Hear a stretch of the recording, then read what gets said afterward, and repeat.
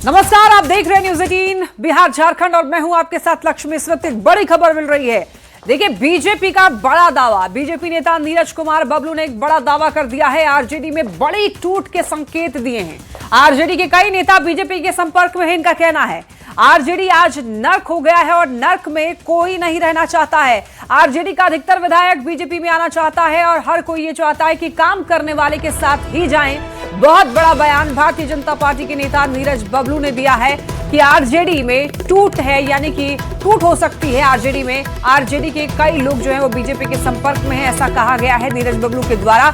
और उन्होंने कहा है कि हर कोई यही चाहता है कि काम करने वालों के साथ ही जाएं, अपने इलाके में काम करने के लिए चाहता है कि नीतीश और मोदी जी के साथ ही जाए। यानी कि जो लोग काम करना चाहते हैं वो चाह ये रहे हैं कि वो नीतीश और मोदी जी के साथ में जाएं। तो इनका कहना है कि आरजेडी में टूट की संभावना है, यानी कि आरजेडी में लोग खुश नहीं हैं, क्योंकि आरजेडी नर्क में है और नर्क में कोई नहीं रहना चाहता है। और क्या कुछ कहा है उन्होंने, सुनिए। और आरजेडी नर्क है, कौन नर्क में जाना चाहेगा? नर्क में सफाया हो गया, नर्क में ठेलम ठेला करने कौन जाएगा? क्या लगता है उनके मैक्सिमम विधायक इधर आना चाहते हैं, सत्ता में सब लोग आना चाहता है। उनके विधायक भी चाहते हैं इलाके में काम करना है तो सत्ता के साथ में जाए, नीतीश कुमार जी के साथ में जाए, मोदी जी के साथ में जाए। वो आपको बताते चले, बीजेपी नेता नीरज बबलू का ये बयान है और उन्होंने कह दिया है कि आरजेडी के कई नेता भारतीय जनता पार्टी के संपर्क में हैं और ये संपर्क वाली बात काफी दिनों से चल रही है कि आरजेडी में टूट हो सकती है, आरजेडी में लोग खुश नहीं हैं। आरजेडी में काफी दिनों से ऐसी स्थिति है कि लोग वहां पर रहना नहीं चाह रहे हैं, आरजेडी के साथ नहीं रहना चाह रहे हैं। और जो लोग बीजेपी में शामिल होना चाहते हैं, जेडीयू में शामिल होना चाहते हैं, वो चाहते हैं कि काम करें, नीतीश और मोदी के साथ मिलकर काम करें। और ज्यादा जानकारी के लिए न्यूज 18 संवाददाता रवि एस नारायण हमारे साथ जुड़ रहे हैं। रवि, नीरज बबलू का ये बयान कि आरजेडी में टूट हो सकती है, टूट के संकेत दिए हैं उन्होंने, इस बात में कितनी सच्चाई है, कितना दम है? रवि, देखिए, चुनावी नतीजों के बाद जो है वो एक तरीके से कहे कि ये लगातार दावे जो है वो शुरू किए गए हैं, क्योंकि आरजेडी में लगातार जिस समय से चुनावी नतीजे आए हैं उस समय से ना तो कोई कार्यक्रम हुआ है और ना ही एक ढंग से कहें कि समीक्षा बैठक सिर्फ चली है, और जिसमें तेजस्वी यादव खुद नहीं रहे हैं।